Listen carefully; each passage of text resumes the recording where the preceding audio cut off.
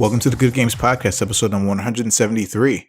This is a show where we talk about video games and gamer-related things. My name is Frank from Palmento, and I'm your host. And as always, I'm joined by the co-host of the show, Alex Nunez. What's up, sir? Not much, surprisingly. It's been all quiet on this front. That's good. Kind of need some of those slow, quiet, resting weeks to kind of catch up. Decompress. Yeah, and do stuff. Hopefully, you could attack some of your backlog. Yeah. While you were at it. That would be a good idea. It sounds like an idea that you didn't do at all. If only I had thought of that. Ah, okay. Yeah. Okay.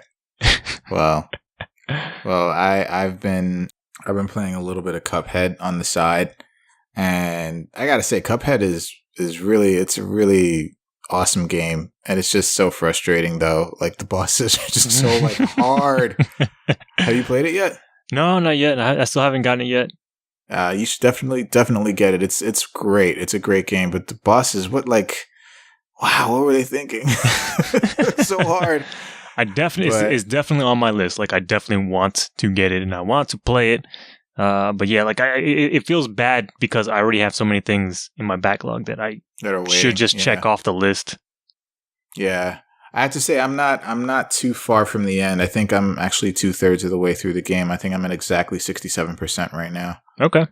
Through the game, so I'm almost done for the most part. Are there like extras to like things in the background to get, or is it? Yeah, there's a lot. The game has a fair amount of replay value. The definite draw to it are the boss battles. Like the bosses are all like really inspired, and they'll all give you a run for your money, like all of them. You know, and there are a lot more memorable ones than others, but they're all fairly memorable. So that's pretty much the main thing that gets you going back to playing the game again, over and over and over again. You know, maybe trying to go through the entire game without getting hit, or, you know, things like that, like those self-imposed challenges that people often do if they want to just like squeeze the most amount of replay value out of a game that they can. Yeah. But yeah, there's stuff to do outside of, you know, that stuff. Like, but I would say as far as replay value, it doesn't look like it has anything too robust. It's just kind of there. Outside of just maybe like a harder difficulty level. Right. I think that would be like the biggest thing. Yeah. That would be put on there. Or at least not like, I'm not sure if there's like a harder difficulty level, or it's like one of those like, you know, you only get one life now for like everything. And yeah, but yeah, the game is it's so good, and I've just like the thing about it is just like I've never felt this way with a game where I can just like easily just pick it up and play it and like put it down and then come back to it and play it again, and like because it's so accessible. You know, it's not like very linear in the normal sense, like because you can pretty much play almost any boss in the area in whatever order you want. So okay. So I kind of feel like, yeah, it's a great game, but just kind of boot it up and like, I'll go this direction or play this boss. Yeah. Okay. It really is like that though. Like I feel like ever since I've been using the PC, pretty much I've been gaming on the PC like all the time now. Mm-hmm. But yeah, like anytime I you know go to Steam, I'm like, I could play Cuphead, or I could play Sonic. Or I could play, you know, like a game that will involve me a little more. But I'm like, I could just play Cuphead, though. Like, if I have like 20 minutes, 30 minutes, I can try to beat one boss. Yeah. You know? And I like that about the game. It's very accessible. And I actually got the chance to play it co-op this past weekend. And I gotta say, co-op is so much fun. Yeah. It's so great because it's like it's couch co-op. You're forced to be together and you're like talking strategies with your partner, and it's pretty cool. It's pretty cool, I gotta say. And I found out like a lot of nuances with the different weapons that you get, and yeah, it's a really good game. It's surprisingly a little deeper than I thought it was gonna be, but okay, yeah. But that's how I've been spending most of my time. Yeah. I know nobody asked, but I just thought I'd share about my experience with Cuphead so far. But I definitely recommend, get that game as soon as you can, or at least play it as soon as you can, because it's great. It's absolutely fantastic game. Yeah, again, I'm just like so happy that it turned out so good, because so many other games, they come out with these amazing trailers and like, oh my god, your imagination just runs wild, and like, what are the possibilities? Yeah, or No Man's Sky, or No Man's Sky. Yeah. So it's good that there's Cuphead kind of lived up to some of that hype. That's cool. Nah, this game is legit. And I just love the whole like aesthetic of it. It's just great. Just play it. But yeah, that's enough of my pseudo review of Cuphead. So let's get into the show, and let's talk about what we've been playing. And Alex, you're going to start us off, and you've got quite a bit of games to talk about. Yeah. So please go ahead, start us off. So yeah, I don't know. I guess the side effect of getting involved in all of these kind of event-based games is that I keep coming back to them and don't necessarily spend time with, new stuff or stuff that's I haven't played yet. So I've mostly been spending a lot of time with like Destiny 2. I don't know if that's a game you've heard of. Yeah, kind of. But I've been playing a lot of that. A friend of mine can't shut up about it. Like, he just keeps talking about it. It's just like, God, like, we get it. Destiny, it's here. Sounds like he should just move on or something. I don't know what's wrong with. I mean, I don't know. I tried to tell him. I tried to talk to him, but he's like, he refused. So yeah. But I've heard of it. Okay, I know of it. Yeah, so like the Iron Banner event was happening this past week, and I don't know, it's like Destiny 2, I feel like in a weird place right now, and a lot of people have been expressing their opinions. If you go on the subreddits, you'll see a lot of some, polarizing opinions, let's say, on the game, but I will say I feel like, in a way, like I kind of burned through the game a lot more quickly than I would have expected, because... Yeah, the end game just doesn't seem like it's really there, which is not, I guess, as huge a problem as like some might put it out to be. But I don't know. I know Bungie this week is supposed to have like a live stream on Friday, I believe, and they're going to be detailing stuff about their seasons, which I am not sure what that is about. I'm assuming more like event-based sort of things, and just reasons to have people keep coming back to the game to find like these new things that are happening. But yeah, like mostly like the past couple weeks, like every like other week or so, they'll have like this new event. Like they had the faction rally a couple weeks back, and that was kind of interesting to do. But like, I think a lot of people's problem with the game is that there's almost everything involves getting tokens and then using those tokens to cash in for essentially the Destiny equivalent of loot boxes, and you can't necessarily buy the exact thing you want. You're just getting these like random packages, and who knows what comes in them, and that's kind of the game. And I don't know, it's just it's a different mentality, and I feel the pain. I feel like that's not as satisfying as it was before. Like just getting the drop, like it felt like you almost earned it. But now instead of just getting the drop, now you have to cash in with this funny money, which you earn in game. I don't think there's any way that you can buy that stuff with actual money. But I don't know. It's just a weird. Just I guess that level of separation makes it feel not as good for whatever reason. I don't know. It's a weird thing, but I mean there are benefits to it too, because all the tokens you can use them across all your characters. So I think normally before, like you would have to, like especially with like Iron Banner, the way it ended in Destiny 1, you would have to grind Iron Banner on a certain character, and then that character would then have access to, whatever weapons or armor pieces were available depending on your Iron Banner rank that you earned throughout that week. But now that everything is tokens, you can just kind of, if you want to play on your Titan and not necessarily with the other characters, you can just grind all the tokens and then cash them in with another character, because you can use them on all characters. So it's kind of good that you can kind of if you don't necessarily want to play the game or with that other character, but you kind of want, the gear for that character class or whatever, you have that option. And I like that that's there, but yeah, I don't know. The fact that everything is token based kind of takes some of the allure a little bit out of Destiny. But I don't know. I know they're paying attention. I know they're going to be addressing the end game. They mentioned in one of their like blog posts last week. So I don't know. It's in a weird place. Like I'm still playing it just mostly to play with people I know and friends and stuff. The social aspect is mainly what keeps me coming back to it. But yeah, I don't know. It's like, it's weird. It's in a weird place right now, I feel. Especially with like things like strikes, like they don't matter anymore. It's like I've maybe done each strike once just to see them, and then I've never been compelled to do it again because like you don't get good gear out of it. So like, why bother? I don't know.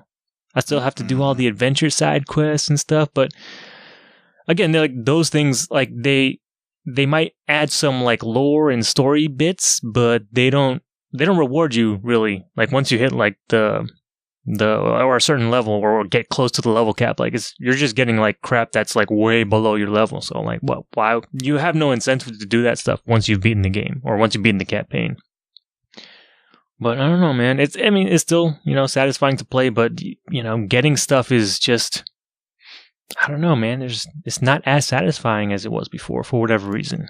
Ooh, yeah. It's not a good thing because that was it's one of the biggest draws of that game, I believe. Yeah. I don't know. It's kind of like Destiny's just been a fucking like roller coaster ride. I know for sure in the beginning it was like you had to grind for like dozens of hours just to get like a full set of raid gear in the first game, like in the Vault of Glass when it launched, and eventually they learned, to loosen up the valve a little bit and let like the loot drop. But I don't know. I feel like they're still trying to find their equilibrium with how all that stuff works, and I don't know. It's just a constant like, let's test things out. Let's experiment with how this works, and I don't know. It's weird. I feel like a guinea pig. I'm being experimented on. See what I react to. Well, I mean, as consumers, aren't we all? I guess so. Yeah. We're at the mercy of these developers with these games, and we just have to, like, hopefully our interests align with whatever they give to us. So, yeah. Capitalism, am I right? Sure. Ain't it grand? Yeah. And then now the PC version is coming out next week, and you can actually... It sure is. As you hear this, you can now preload Destiny 2 on your PC if you pre-ordered. So the excitement begins again. I don't know. I just kind of want to... I'm definitely going to double dip just because, I don't know, it looks so goddamn pretty. And I want to see it in its full glory. But I'm part of the problem. I didn't say that, you did, but hey, I might give this a try. Okay. I might give this a try. You keep making that threat. It's not a threat. It's not a promise. It's just It's just it's a suppose. It's a maybe. I might give this a try. Okay. Because I just fear I might have some catching up to do, but it's okay. With what?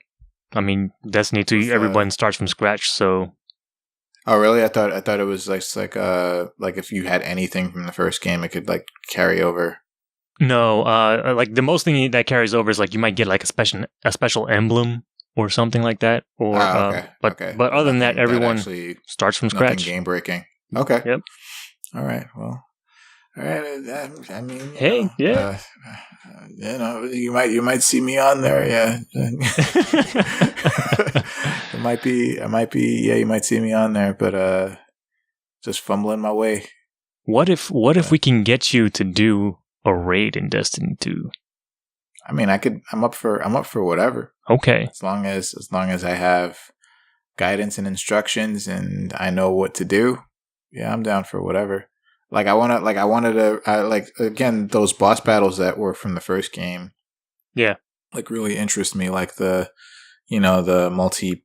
co-op boss battles, and I was just like, that's pretty friggin' awesome. Yeah. Like the one with the platforms. I thought that was a really interesting idea. And I like that. So yeah. Yeah, I mean, if they have stuff like that in this game, then why not? Yeah, they've gotten better with the strikes in this game, but again, like there's almost no point in doing them. Doing them twice. Other than to experience them for the first time, yeah. But their boss design is better, and the raid, I would. It's a different experience for sure. It's not like anything else in the game that you've seen. It's a different level of like cooperation that you need and stuff. So it'll be kind of cool to walk you through that and see what your experience is on that. Yeah, sure. Yeah. Yeah, definitely am considering it for sure. All right. So, yeah, the tides might turn in a few weeks. Dope. It's like, what have you been playing, Alex? Like, I've been playing such and such game. What have you been playing, Frank? I've been playing Destiny 2. What? The tables have turned. Like, why did you tell me? And I'm like, because I knew you'd react like this. That's why I didn't tell you. Oh, man. Yeah. But yeah. Okay. Yeah. Well, I'm sorry to hear that about Destiny. That seems like the flare is dying. It is. Like, it felt like it burnt real hot in the beginning and then just fizzled out almost as quickly. But, I mean, it's a live game. They're always adding to it, so I'm sure things will improve. They have in the past, but, I mean, there's also the chance that it could get worse, so who knows? But very true. I'm strapped in for the ride, nevertheless. I've got the expansion pass, so I might as well see fucking everything they put out, so. All right, man. I'm all bought in. All right, man. But I've also got my competitive juices flowing again in Street Fighter 5. So I bought. What compelled this? Well, usually I'm part of like this Discord, that fighting game Discord, and they run tournaments usually every week. I haven't competed in a couple of weeks, so this past weekend I was the first time in a while that I played, and that, I don't know, the bug just bit me like super hard again. I was like, all right, we're doing it. We're gonna do, and I ended up playing some ranked in the aftermath of that tournament, because I did okay in the tournament, but I got like double jeopardy. I lost to the same Dawson player. I was like, no, why me? My weakness, long limbs. That matchup is weird for me. Sometimes I'll just stomp on the person, or other times it's just a slugfest, and it could go either way. But yeah, this was difficult. I don't know. Yeah, he put me in losers like in the first round, and then I fought my way back, and I actually almost lost my second match to a pretty good Ed player, and I was like, oh shit, I'm just gonna go 0-2, and then somehow I pulled it together. I changed my game plan, and I was like, I'm just gonna play lame. I'm gonna sit back full screen and throw fireballs and see what you do. Oh god, that's what I have to do, man. Gotta win. Fucking Sonic Boom, man. God damn it. I got these fucking fireballs, might as well use them. Fucking Giles too good, man. Why did they give him charge partitioning in this game? That's beyond me. But I don't know that it's actually charge partitioning. Well, it's not necessarily partitioning, but his Sonic Boom charge time has definitely been reduced. It's not super low. Seconds. Yeah, no. I'd say it's like 1 second now. Like, it's like, why? I think it's even less. Like, I think I saw somewhere it's like 40 something frames to charge. God damn it. Yeah. Which is not even a second in the game. No, it's not a second. Jesus Christ. It's really good, man. Guy is dope. And then he can charge a fucking flash kick. Uh-huh. Like just as fast. Mm-hmm. Ugh. It's pretty good. Yeah, Guy's too good. Yeah. But that's good. That's good. So you didn't go 0-2 in the tournament, but you fought your way through losers, and you lost in losers to the Dalsim. Yeah, lost the same guy. I think I ended up going 2-2, maybe 3-2. I forget exactly. That's not bad. Yeah. So yeah, I was like, all right, that was pretty cool. So I kind of went to training mode a little bit. I was thinking of picking up another character. Like I'm still like constantly like, maybe I should pick up a secondary, but I can never figure out who I want to actually commit to. Mm-hmm. Like I played with the idea of playing with Mika or Urian or maybe even Ken or something. So I don't know. It's like I'm all over the fucking place. But yeah, then I have, since I bought that like CPT pack or whatever, that came with the new stage, that Ring of, I forget what it's called, the Spirit of Destiny or whatever it's called, that new CPT stage. You get like extra challenges to get like a bunch of fight money. Mm-hmm. And this month's is to get 80 wins in ranked mode. And I've been avoiding ranked mode. What, like just a grand total? Yeah, okay. Yeah, because like the CPT ones, they last for the entire month. And you get a big stack. Like this one, you get 40K fight money if you complete it. Oh, that's pretty good. Yeah, it is pretty good. So, but yeah, like after the tournament, I was like, you know what? I feel like I've gotten better. Let me go back into rank because I haven't really touched rank since I hit gold. So I was like, don't want to lose that rank. I know, right? I want to hold on to it for as long as I can. Now what you got to do is now you got to go platinum. Yeah, you know what? I was kind of thinking that because I was like making my way up the ranks in gold. So I don't know. I hit 5,000 league points, which is about 500 short for super gold. So I still have a ways to go. But yeah, like once you hit gold, it seems like the number of points you need to rank up, it goes up drastically. Oh, it goes up? I thought it went down. No, you need like a lot more points, like league points to rank up. Like each. Oh yeah, okay, yeah, okay, yeah. Yeah, it almost felt like it was almost like every 500 you would get a rank up or something. I forget what the numbers were. No, it was I think from bronze to silver is like 2,000 points. Mm-hmm. Well, no. Like, well, I guess for the tiers, I think it's like something like 500 points. Yeah, it was something like that because I know 4,000 is gold. Yeah, 2,000 is silver, and then so it'll be 2,000, 3,000, 4,000. Mm-hmm. And then you need another 1,500 on top of that to get to super gold. Super gold. And then I forget. I don't even know what ultra gold is. And then after that's platinum. So I think platinum is 10,000. No, it might be. Yeah, that's a whole lot of points. Yeah, but hey, you got the skills. Yeah, but I was doing all right. I was like, okay, I guess I improved, or everyone got worse. I don't know which one is true, but here we are. I was doing all right, so I felt good about that. And yeah, I don't know. Street Fighter V is still fucking good. I like playing it a whole lot. Yeah, that gameplay is pretty fucking solid. I agree, but the rest of it is it's something. Yeah. I was actually I was looking at my trophy list, and I'm only missing 2 trophies for that platinum in Street Fighter V, and both of them are the survival ones, and I'm like, Looks like this is one game you're not gonna platinum.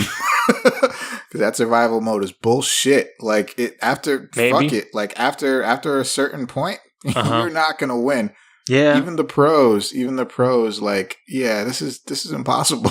Although I did see something. Somebody was saying that like Abigail kind of breaks survival mode if you do just like one move over and over again or something. Really? So I want to maybe that might be the way to do it. Yeah. I might look that up and see how to do that, see if it's worth doing. Because, yeah, I tried it earlier today. I was doing the hard survival, which is 50 wins in a row.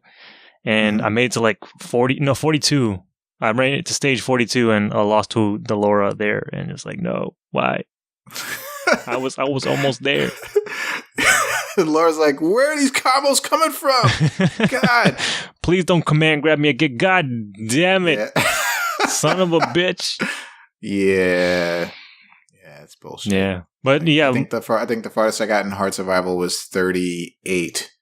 Yeah, and I lost to a Chun-Li. Guile is pretty good at it because you can just sit full screen and just throw booms, and most of the time the computer doesn't know what to do, especially when you mix up the speeds of the booms and shit. Mm-hmm. But this is one of those things where you're just gonna have to exploit the computer. That's it. Yep. It's not you're not gonna try to win legit because they'll kill you. Yes, they will. Yeah. No mercy. Yeah. Mm-hmm. Speaking of mercy, I also played some Overwatch. Oh boy, but not a lot. I just got my like arcade loot boxes, and that was about it. That was about it this week. And I don't know. Mm-hmm. There's just so much other stuff like today that I want to play. And like again, it's like all these event-based games. Like Overwatch has got the Halloween event, and you got to play these 3 weeks to get all the cool Halloween skins, and then they're locked away for a whole nother year. We talked about this. We did. We talked about this, and I said I'm not going to buy any more loot boxes. I'm done. And you and I haven't. Come on, man. And if I were to buy loot boxes, I would buy them at the end of the event after I've earned my legitimate loot boxes. Because why buy? Well, I don't know now. Because now they fixed the duplicate thing. The only reason you would have bought them at the end is to avoid the duplicates. So, but no, yeah, I've hung up my loot buying hat because I always wear the same hat when I buy my loot boxes, and I've gotten rid of it. No more. That chapter is done in my life, Frank. I've moved on. Okay, sure. At the very least, I think I have close to enough in-game gold to buy that Cthulhu Zenyatta skin, because that is the one I want. That is where my targets are set on. Talking about that. Yeah, so I'm like 2,000 something gold, and those skins usually run like 3,000. So hopefully by the end of this event, I'll have enough cash or in-game cash to just get the Zenyatta and be done with my life in Overwatch until Christmas, because then the Christmas event will have more stuff. So it's a vicious cycle. Yep. But yeah, Overwatch is fucking cool, man. I feel like I've gotten better too with like aiming with the mouse and keyboard. Like I'm surprised every time I use McCree how often I'll get like headshots and shit. I'm like, okay, I guess sometimes my hand wants to be nasty, sometimes it just wants to be ass with the aim. So like I'll take whatever I can get, but yeah, man, that's pretty much what I've been doing with my game time. Just playing the old standbys. Cool. Yeah. Cool, man. It's been an experience. Well, what have you been doing? I guess it is my turn. So, I've been playing.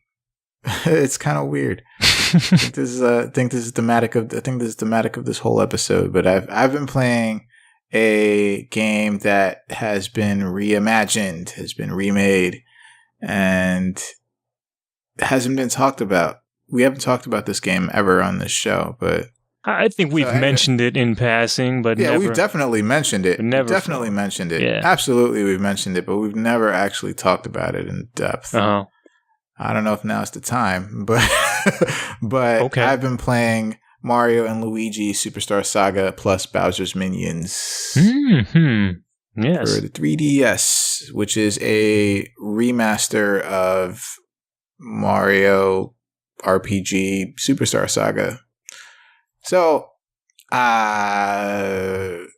the only thing, Superstar Saga is a really old game, and in fact, if you've been lucky enough to get your hands on the SNES Classic, you can also play it there as well, and you can also play it in other ways, but those are ways I'm not going to mention. Wait, what? But I thought it was this is not the Game Boy Advance game? No, it's the Super Nintendo game. What? No, that's Oh, that's Super Mario Seven RPG. Stars, excuse me. Sorry. No, this is the Game Boy Advance game. You're correct. Okay. I was like, Yeah, we definitely didn't talk about that game ever. No, so, that we definitely have. Yeah, we did. We've mentioned it, yeah. Oh, well, we've mentioned it, yeah, but yeah, now this is Superstar Saga, Game Boy Advance game. You are correct. So basically the thing about this, so the game is very old. You probably have heard of it or played it by now, but I'm just going to talk about like what's remastered, like what's different about it, So okay. They basically took the graphics of the more current Super Mario and Luigi games, like Bowser's Inside Story and Dream Team and Paper Jam, and now those graphics are in this game. Like you can see even though it's very similar art style to the Game Boy Advance games and the DS games, but this is pretty much that. Like it's a little prettier than it used to look. Okay. So there's that, and I want to say that there are maybe, from what I've experienced, I think 1 or 2 new moves. Okay. New Bros moves that they've implemented into the game. But besides that, everything is literally the same. It is literally the same game, which is what this is what it is. It's as advertised. Yeah, that's kind of what I expected. Yeah, it's the same. It's not just with a new coat of paint. Different. Yeah, that's it. But the Bowser's Minions mini game is, I'm not sure if it's accessible to me just yet because I haven't been able to access it.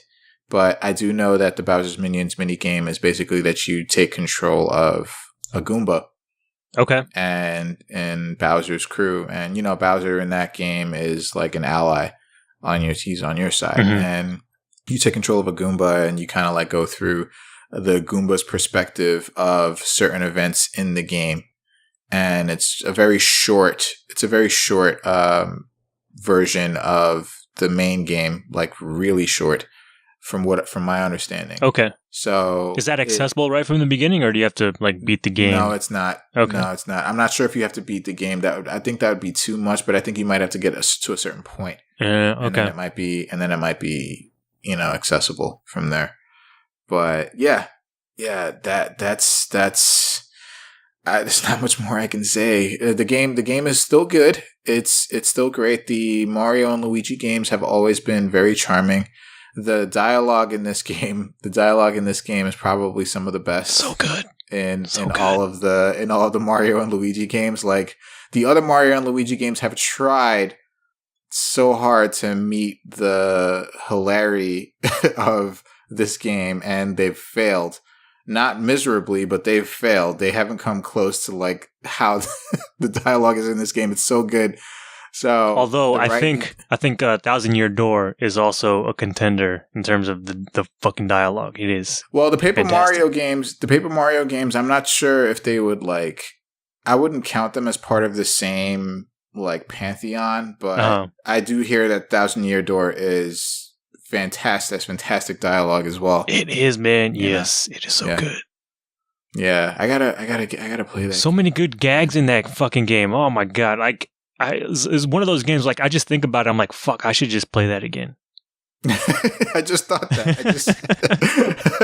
But yeah, I gotta play that game again. But yeah, the dialogue in this game is great. It's really, really awesome writing, and yeah, I mean, besides that, I really can't tell you much. I've only been through the game. I probably only played the game for 3 hours at this point. And that's nothing. The game is probably, I think, 20 hours long, if that. But yeah, it's still a great game, and I really enjoy the battles. I really enjoy the time jumps and the different jumps for each brother, and the special moves are always awesome. So yeah, I really enjoy those. I really enjoy those. I would still probably rank this as the best of the Mario and Luigi RPG games. And I also really did enjoy Partners in Time, and I really enjoyed Bowser's Inside Story. Didn't really enjoy Dream Team that much. Didn't really enjoy Paper Jam as much as I wanted to. And yeah, but this one is still... So it's probably in order. That's crazy. Probably in order. Yeah, it's probably in order. Like, Superstar Saga was the best, and then Partners in Time was really good to me, and then Bowser's Inside Story, I don't know, maybe I might put Bowser's Inside Story a little bit over Partners in Time, but I just have a lot of nostalgia for Partners in Time. I just really like that game's style a lot more. Especially the game's final boss. It's awesome. Such a great final boss too. But Bowser's Inside Story is no slouch. It's a really good game too, especially because you can control Bowser and completely different play style and all that. So yeah. But yeah. There's not much more I can say. It's a super old game. You're not getting anything different really from what I've played, but it's still a game. It's still a great game to be able to go back to and enjoy, and with the fresh coat of paint. And it might be a reason for you to pull out your 3DS again before it completely dies because of its own predecessor, not a predecessor, its own antecessor, I should say, successor. Yeah. So yeah. Would you say this is the definitive version of Superstar Saga? Absolutely. Yeah. That's only because of the extra stuff that they add to it and the graphics. But I will say the music has been remixed, and not for the better, it seems. Not for the better. Okay. It's not for the better. And I'm a big fan of the video game music.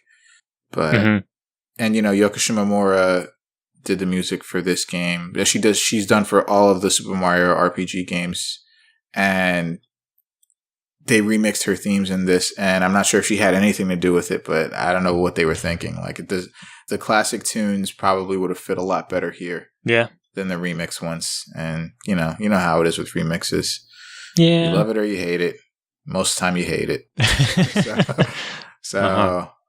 Yeah, but I would say that is definitely a definitive version. No 3D. No 3D. Really? The game specifically states it only plays in 2D only. Wow. So yeah, no 3D. So yeah, that's another thing about it. And yeah, I mean it's a Mario RPG game. Does it make any use of the touchscreen? Yeah, the touchscreen you can use to play for menus. You can also use it to actively look at your stats while you're battling. You can also use it to, so you know how if you hit the L or R button, you can switch to the different types of jumps that you can do. Like the spin jump and the high jump and all that stuff. Yeah. So you can actually use the touchscreen to switch to them on the fly if you choose. Okay. But it's kind of a little cumbersome, so you just hit the L or R button. It's so much quicker. Yeah. But yeah, it's. It sounds like it left you wanting. Yeah, I mean, again, I haven't played through it all yet, but I mean, I've played the game before, and I've completed the game before, and it's just a giant nostalgia trip right now for me, and I'm just kind of like trying to pick at the things that are different about the game, which is not much. But again, this is what you're getting. They told you this, you're getting the exact same fucking game. Yeah. But you're getting a new mini game with it. So, look forward to that. But were you expecting more? Because it sounds like you are. I was expecting more, but the thing is, I don't know what more I would have actually wanted. It wasn't clear in my mind. Like, I want more, but what is more? Like, what would constitute as more? What would be enough for me to say, like, oh, this game is it has more going for it, but it doesn't. It's like okay, for example, like another game that I talked about a few weeks ago, Metroid. Yeah, the Samus Returns game. Well, that game was also another remaster of another game, a Game Boy game, but it was completely like it had the more that I wanted, Well, it's I know it's a generational thing, and I know it's like, Game Boy to 3DS versus Game Boy Advance to 3DS. Like it wasn't the Mario Superstar Saga is not that big of a jump. As big of a jump as Metroid 2 and Samus Returns. Yeah, because you could say like Metroid 2 was severely limited to what it could do just because it was on its hardware, the old Game Boy. Yeah. And size of the screen and all that. But I mean, at the same time, I say that though because they did keep it faithful to Metroid 2. Like everything about it was. You're like, this was in the game, this was in the game, this was surely in the game, this area was in the game, this boss was in the game. Even the entire like theme of it of destroy all the Metroids, that are like taking over all these creatures in this area. Yes, that was Metroid 2. Yeah. But they also added to it, like again, hardware limitations. Fine, but they use the opportunity that we have better technology now to really add to it, and it was on the same platform. So I felt like they could have done it with this as well, but not to that extent because that's a complete like reimagining. They added a whole new combat system. Right, new combat system, new suit, new weapons, like new ways of like dispatching of bosses, like cinematic dispatches of bosses. Yeah. And it's just like that was a complete overhaul from Metroid 2. I wasn't expecting like that to with this game to that much of a level, but I was expecting a little bit like something in between, like something different, like maybe a good way to, for example, maybe they could have put like a Bowser section like they did in Bowser's Inside Story in the game, like oh, you can play as Bowser and see his perspective in the game, even though most of the game he was fucking. Poor Bowser though, like he was really getting fucked up like this game, like all throughout, and but yeah, like they could have put something like that, like something more. What's that word again? Like a director's cut. But, so something, anything. Add another area, even. Yeah, that would have been nice. Add another area. Add more abilities. Add more abilities. That's something that's super easy to do. That they can just put in there. They have enough abilities to choose from the other games that have been after this one. Yeah. So, yeah, that's yeah. I was wanting more, but it's okay because this game is a great game on its own. Yeah, they started off with something good to begin with, so. And they didn't mess that up too much, aside from maybe the music, it seems. Yeah. The music is still good. It's just remixed. It's just different, yeah. Like if you haven't played the first game, you might not even notice a problem, or not have a problem. You wouldn't even notice. You probably wouldn't even notice. Yeah, but because the music is still catchy, it's still good, but the classic one was better. It's not what you have in your brain. Not as a lover of the music. So, but yeah, I do. I mean, it's Superstar Saga. You can't really go wrong with the game. So I'm okay with what I got. And yeah. I'm just happy I still have my original copy. Well, then, yeah, you're good. Yeah, I'm saying you're good. You're good. There's no need. I don't think there's really a need to double dip. It's technically a double dip, but if you have the game already, or if you have played the game already, I don't think there's a need to play this one. Yeah, I just wanted to see what was new about it, and when I get to the Bowser's Minion section, I don't know. Maybe things will be different. It might not change. Nah, I don't think so. It might not change my opinion, but I am eager to see what it's about. Okay, it'll surprise me if it does change my opinion, and I'm looking forward to it. But yeah, fair enough. Yeah, that's all that I'm gonna say about Superstar Saga. But if you haven't played Superstar Saga, what are you doing?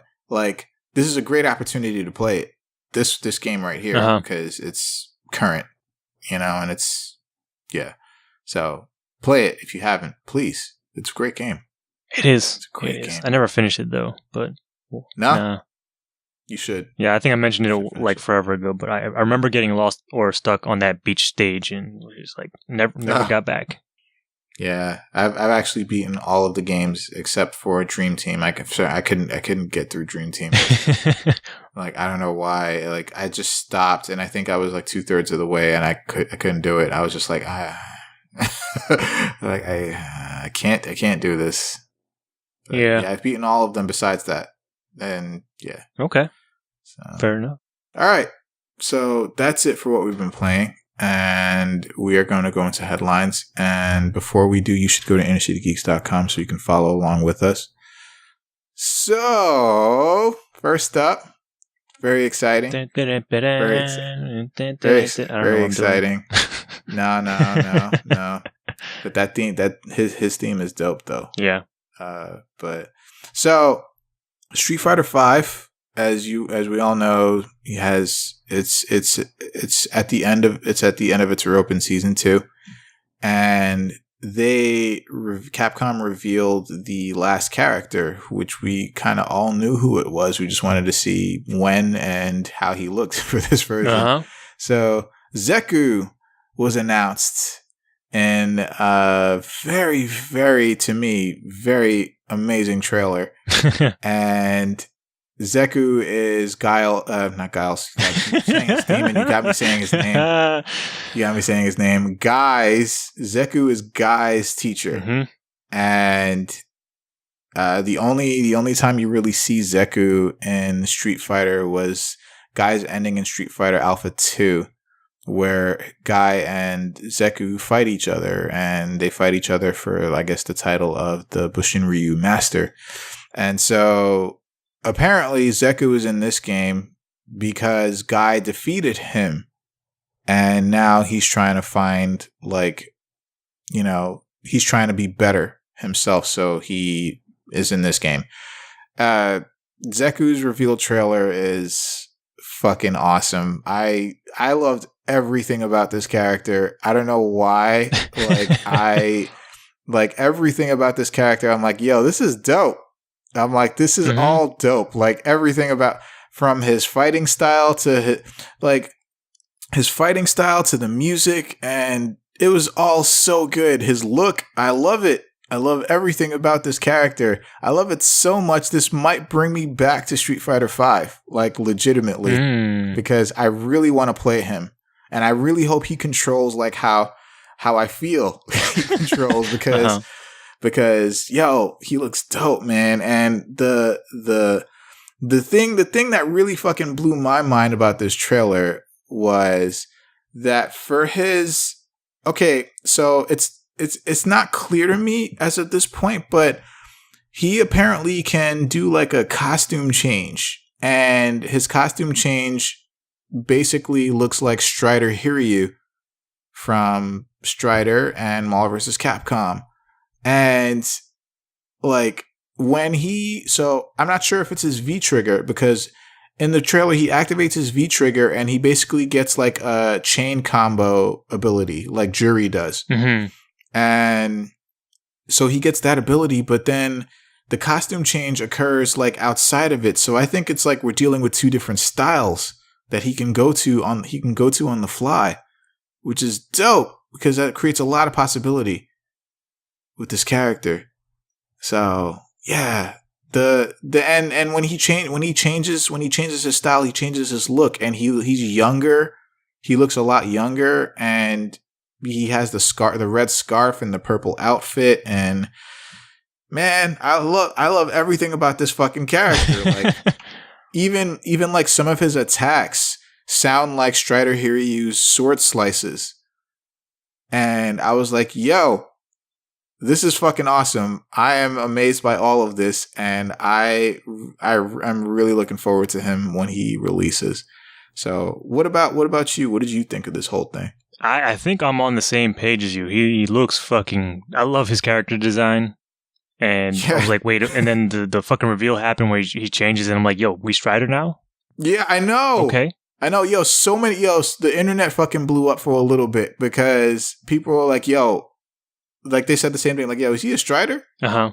And I'm like, and I'm like looking into it. I'm like, well, if you look at it, Strider Hiryu is a Strider from the future. Yeah. So I'm thinking Zeku might be like an OG Strider. Yeah, or one of the first. If not one of the first, right. Or the founders. Yeah. You know, and I'm thinking he's an OG Strider, and I'm like, yo, bring a Strider into this now?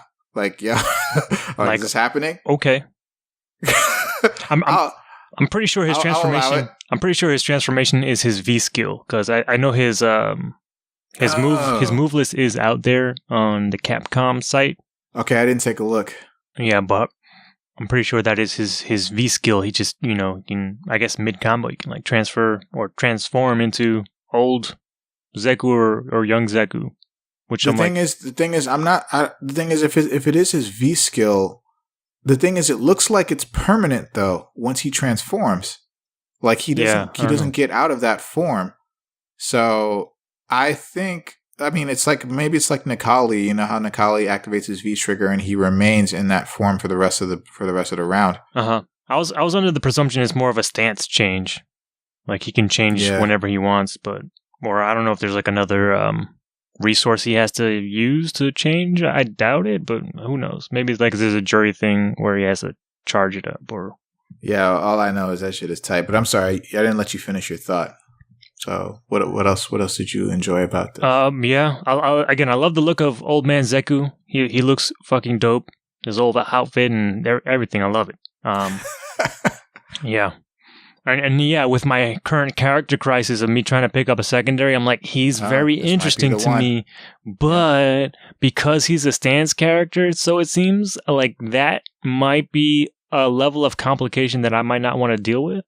I don't know. I'll try them out for sure and see what happens, but that's my fear. Is like it might be a little too much for me, or like one of the reasons I picked Guile is he's fucking simple. He just has 2 special moves. Yes, he is. That's it. Fucking 2 moves. That's all you need. I control the horizontal space. I control the vertical space with both these moves. Come at me.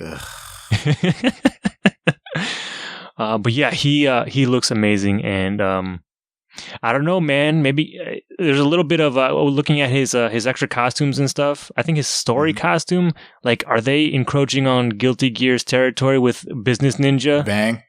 Well, actually, I was thinking more like Bang from BlazBlue.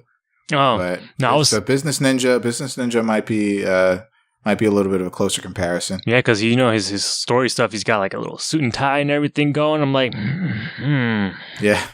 I don't know. Yeah. Is it coincidence? Is it not? I don't know. I wouldn't put it past him. It might be. It might not be. It could be. Because I think there's another character in the game that very much resembles. Well, fucking Ed is like a very, very, a very powered down Terry Bogard, like with a lot of his moves. Okay. So. Hey, you never know. Yeah, everybody was making the Rock Howard comparisons because he's got a little bit of Balrog and a little bit of Bison or Dictator. Mm-hmm. He's a little mix of the 2. Yeah. But yeah, man, Zeku, he comes out next week. We don't have to wait too long either. It's great. That's right. He's officially out on the 24th. Yeah. So, yeah, I'm looking forward to that. I'm actually going to play Street Fighter V for the first time in a long time. Again, just to try out Zeku and maybe refamiliarize myself with Balrog. Nice. But hey, you want to work on that Guile matchup? Let me know. Yeah, sure. I don't turn down matches, but yeah, sure. But yeah, man. Zeku. Yo, he looks like he's like the first character in season 2 that I was like legit excited about. Yeah. Like I was not excited about any of the others before. Like Minot, I haven't even touched her. Like I have her because I have the season pass, but I haven't even like looked at her. And yeah, but Zeku actually interests me. Like the play style. Just watch the trailer and you'll see what I mean. It's so good. All of it is so good to me. I had a certain level of like elation when Abigail was announced. But yeah, that quickly died out for me just because, not necessarily because like the character's bad or whatever, but like for me to play, he's more complex than I anticipated because a lot of his like wall bounces and stuff require very specific timing, which I don't trust myself to be able to execute on. On a more general note, and this was a point that I was talking about before, but I just hope that Zeku plays like how I feel he should play, because it's just so heartbreaking when you're excited about like a character in a fighting game, for example, and you play that character, you finally get to play that character, and they're not at all like you imagined that they would play, and it's like, shit.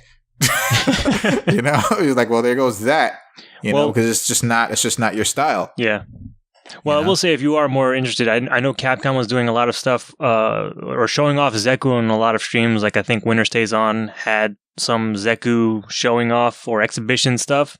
And there might be even more videos on the Capcom Fighters YouTube channel if you want to see more in-depth footage of Zeku in play. Yeah, I'm definitely going to be taking a look at the Capcom Fighters stream. Yeah. Because I do know like with Abigail and Minot, they were showing like matches with them for a while before they came out. Even though Abigail was announced and he came out like 3 days later or some shit. But yeah, it was so I'm going to be paying attention to that very closely. And I just want to be sure that that the trailer wasn't just like designed very well, and I'm hoping that he's like a legitimately good character. Yeah. Here's hoping. Right behind. Yeah. But yeah, once I saw that like chain string, I'm like, oh shit. Damn it. I'm like, God damn it. I'm like, that's, even though another character shares pretty much the same V trigger, but But yeah, it's. Although I was just like, oh my god. I saw somebody on Twitter too. They put together. I forget which one it was, but there was one of Guy's Super from Street Fighter 4, and then they put it side by side with Zeku's critical art, and it's like it's just basically the same thing. The same, yeah, yeah. I mean, yeah, so good, Zeku. Yeah, those stories. The story costume. I don't know if it's not the story costume. It's the battle outfit, I think. But like when he changes stance to transform into the Strider lookalike, he basically one of them looks exactly like Hiryu, like the same fucking, even with the symbol on the left side of the chest. Like it's the same fucking thing, same haircut, red scarf, purple outfit. I'm like, yo. Like, we bring a Strider into this now? Because if we are, I'll allow it. Hey, Frank. I will allow it. Yeah. You in there? Yeah, I'm in there. All right. I'm in there. You'll see me playing Street Fighter next week. That's for damn sure. All right. Yeah, I might go for that gold rank that I've been holding out on. Avoiding. Yeah, I've been avoiding it. Might as well just get it out of the way, get the gold. Yeah. But yeah, man. Yeah, I'm excited. As the only character I've been excited about. And also now the rumor mill is flying around, and some of it is probably true, but season 3 characters are pretty much going to be mostly legacy. So it almost seems like a sure thing that Sagat and Sakura are in. But as far as the other 4, they're saying like 2 of them are legacy and the other 2 might be brand new. Okay. But yeah, I think Sagat is a sure thing. I think he might be the first, or definitely one of the characters announced for season 3. So yeah, at least that's what the zeitgeist is saying. Who knows what Capcom does? Yeah, maybe Ono finally puts his boy Blanca back into play. I'm just like, I don't understand the obsession with Blanca, man. Like, why him of all characters? I mean, I get it. Maybe to put the original 8, they need Blanca and Honda to be in it. But yeah, I don't know. Blanca, I don't know. It never appealed to me at all, ever. I liked him a lot in 4. Yeah. He was a lot of fun. I heard he was like pretty legit before. Yeah. But yeah. Anyway, moving on to the next headline. In somewhat unfortunate news, but it's probably temporary. So, for the event Games Done Quick, or Awesome Games Done Quick, Super Metroid is one of the games that's prominently featured. It's one of the main events of the speedrunning competition, and unfortunately, it looks like next year Super Metroid is not on the list. What? Yeah, so it's looking like that it might not be run. Well, it's not looking like it's not going to be run unless it's a backup for another game that maybe the runner can't run that particular game or whatever. But yeah, Super Metroid is not on the main event list. So crazy. Yeah, that game has been featured on Awesome Games Done Quick since its inception. And it's all and it's not just because like, oh, it's an old classic game, because it is a very classic game, but it's because of the difficulty of the game, and the difficulty of the game, and with the whole like save the animals, kill the animals, and it's the also the like excitement of like, if this is a speed run, none of the speedrunners really save the game, so there's that whole like, oh shit, like the game is actually kind of hard to go through. And you're not saving, and you'll lose like all of your fucking progress. So it's like, it's kind of exciting. That adds to the excitement. So to not see it on the list for this year, next year, I mean, is kind of disappointing. But it might show up in 2019. But apparently they're also going to be putting Metroid Prime 3 and the original Metroid, that those will be in Awesome Games Done Quick next year. Okay. So yeah, I don't know. What do you think about that? Any comments? Just surprising at first. Like, this thing has been there all the time. And it seems like, why would it change? But I mean, it kind of makes sense. Like you kind of I would want to eventually shake things up, showcase maybe another game in that slot. But yeah, I don't know. It was surprising to say the least because, everyone's always making those donations. Like, hey, you want to save the animals? You want to let them die burning Zebes or Zebes, however you want to say it. Animal hell. Yep. But yeah, at least, the Metroid will still be or hold a place in the speed run.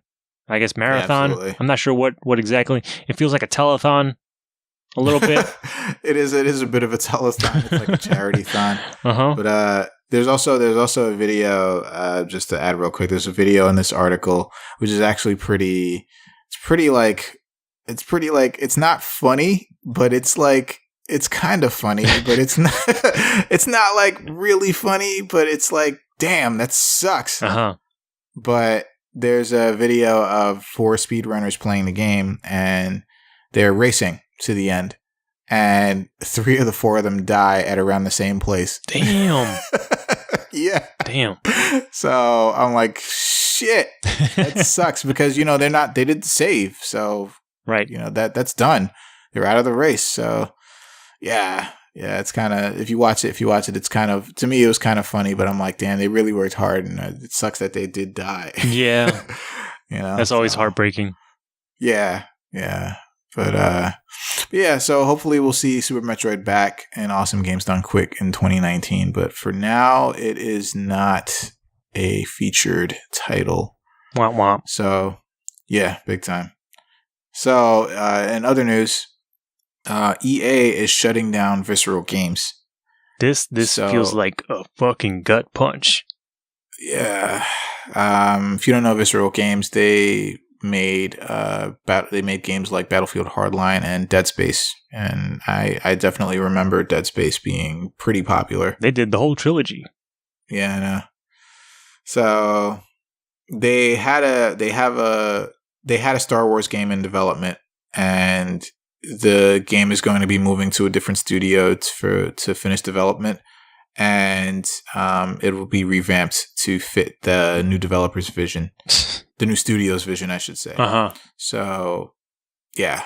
I mean, I don't know. What do you think about all of this? This is fucking awful. This is terrible, man. This was like the one Star Wars game I was kind of excited about, just because it had Amy Hennig at the helm, who spearheaded the Uncharted franchise. I don't know if you've heard of it, but yeah, it was like... Yeah, a little something.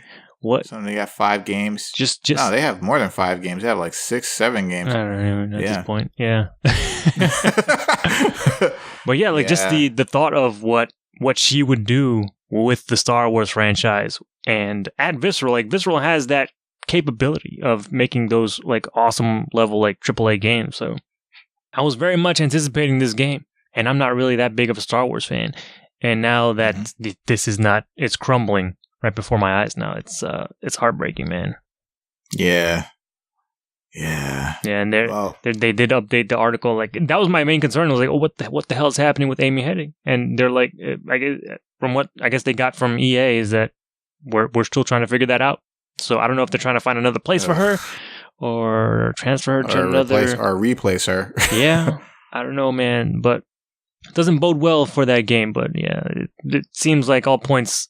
Or all signs point to it EA trying to make it fit into their like games as a service model, where I don't know, they're trying to figure out how to add loot boxes or whatever other microtransaction stuff to that game, which doesn't bode well for whatever that is. Yeah, it kind of sucks. Yeah.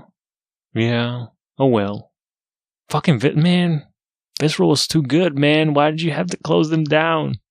Yeah, they did make some good stuff. I remember Dead Space was like was on its way to being a game changer, and because it blended sci-fi horror like really well. Yeah, and yeah, so. But all right, so another one bites the dust. Yeah, seems like it's happening a little too much. Yeah, or a little too frequently, I should say. Mm-hmm. These days, but. But all right, so in kind of good news, or better news, I should say. So hey, you remember Team Fortress 2, right? Yeah. Have you played the orange box, right? Yeah, of course. Yeah, with the very, very awesome portal. And Team Fortress 2 was also a part of that.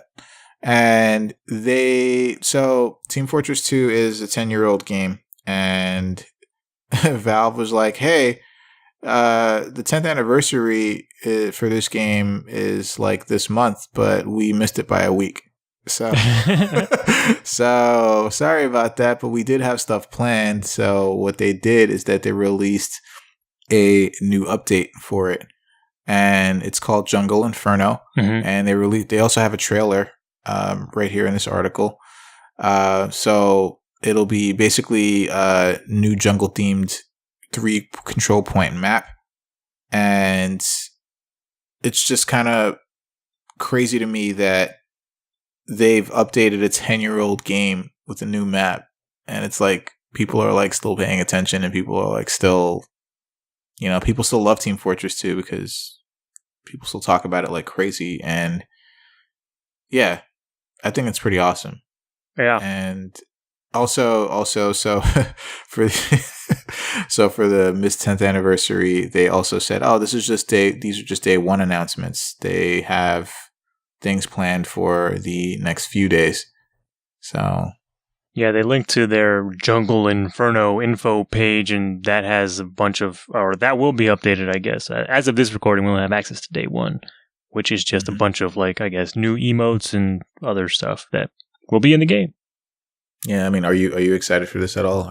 Are you gonna pull out the old orange box and play these updates? Well, I don't have to pull out the orange box because I got Steam. All the games are available forever. And Team Fortress 2 is free anyway on PC. It's been like that for a while, but it was surprising to say the least. Although this is not really new for Valve to update old ass games, because they did the same thing with the first Half-Life, where oh my god, yeah. Yeah, they updated they put in new source engine features into Half-Life 1. I'm like, okay, no one asked for this, but Valve does whatever the fuck they want to do. Yeah. And I can't help but think maybe they're like, hey, Overwatch is very popular. Overwatch is basically Team Fortress 2. And why don't we just, make this other stuff? But I don't know. It seems weird. I love the trailer though. That fucking trailer is amazing. I'm glad that they still have their comic chops, because if I know that's the awesome. Meet the series for the first Team Fortress 2 that they did. Every video is fucking amazing, and it's just, man, I don't know the name of that new character, but he is ridiculous. They're all ridiculous, but that character is ridiculous. I forgot his name too. He's just wearing nothing but like these fucking khaki cargo not cargo shorts, but these very tight, cargo shorts and an Australian whatever hat thing, and he's got the continent of Australia on his chest hair. All his chest hair is in the shape of Australia. He busts through a wall and he leaves a fucking Australia-shaped hole. Like, you guys are amazing. Yo, I saw that and I'm like, what? And I'm like, is that? And I'm like, oh, it is. Oh, okay. Yeah. He's really Australian. Uh-huh. If you couldn't guess where he was from. But yeah, that was absolutely ridiculous. Yeah. But the whole thing was, again, I think the more surprising thing is just the fact that they're still working on other stuff that's not Dota related.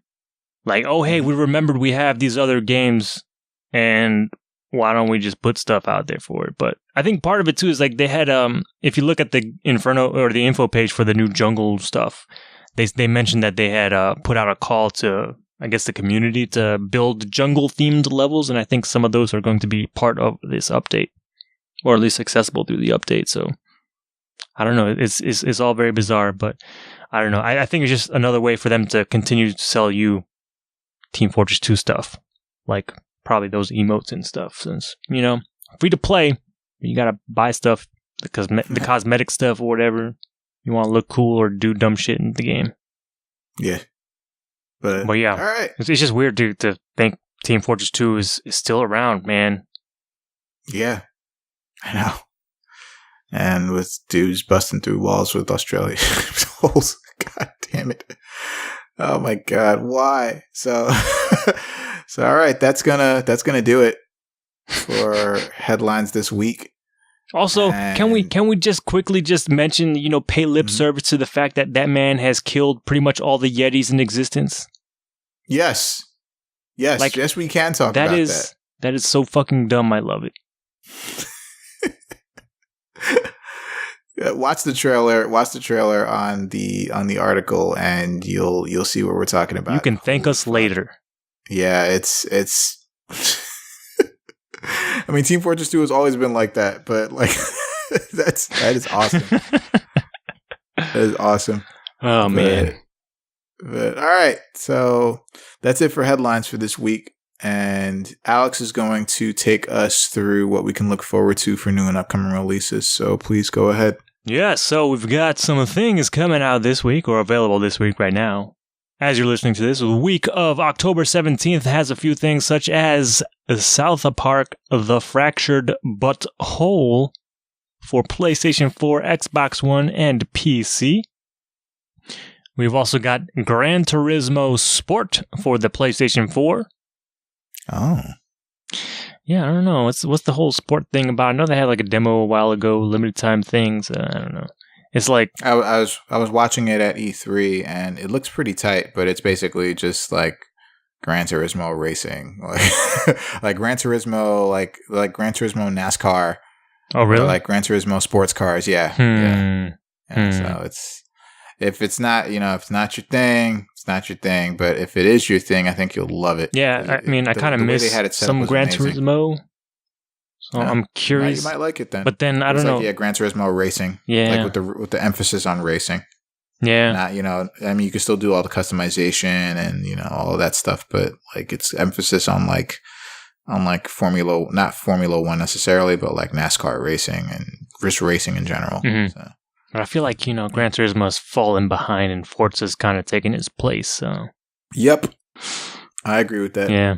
Hopefully, this is a sign of good things to come, but we will see.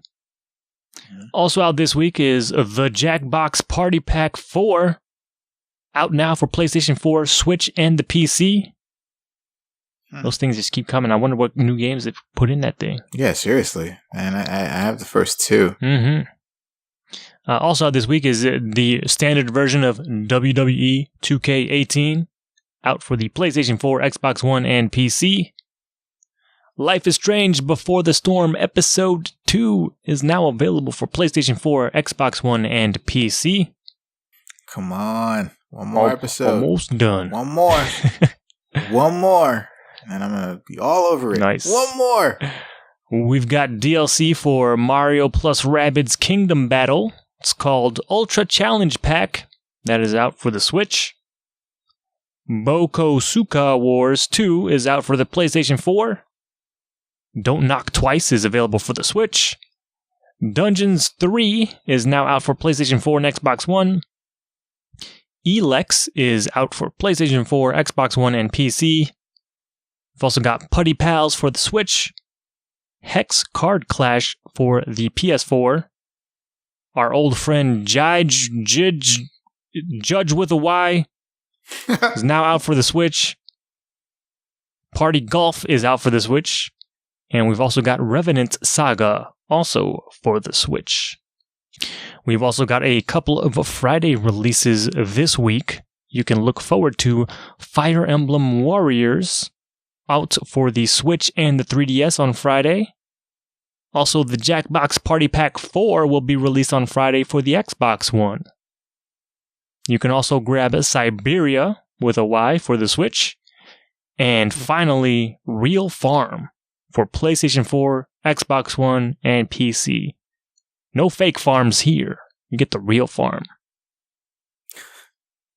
Okay. In case you got to get that, 100% authenticity. And that's where you'll find in Real Farm. I got you. I understand. And that's it for all our new releases this week. All right. So on that note, real farm, fake farm. God damn it. So on that note, we are done with this episode. So before we officially go, we would like you to visit innercitygeeks.com, which is where we're located and where we have a bunch of stuff sometimes regarding everything geek. You can listen to some of our episodes on and or subscribe to our YouTube channel, and it's Good Games Podcast. And you just type that in and find us on there. And yeah, you can listen to some of our older episodes there. You can listen to us on iTunes as well, where you can leave us a review. It's the best thing that you can do for us, actually. Just let us know what you think of the show, whether you like it, whether you don't like it. Just leave us some reviews so we can know what to do to improve or stay the same. You can listen to us on Stitcher Radio, and you can basically listen to us where all podcasts are available to be listened to. And I also want to encourage everyone to go to innercitygeeks.com and click on that Amazon banner on the right-hand side of the page. When you do that, it'll take you to Amazon, and I know there's some stuff that you wanted to buy on there, so go ahead and do that. And then when you do, a little bit of that will come back towards us so we can provide more show and more content for you because you went through innercitygeeks.com. You can reach us on all the social media outlets, mainly Facebook, Twitter, Instagram at innercitygeeks.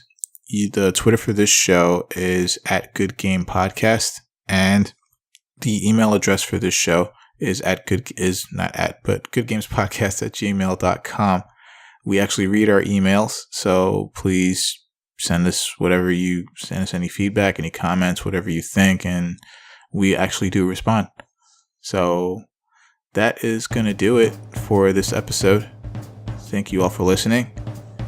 We're going to say goodbye, and in leaving, as always, we say good games, everybody. Good games.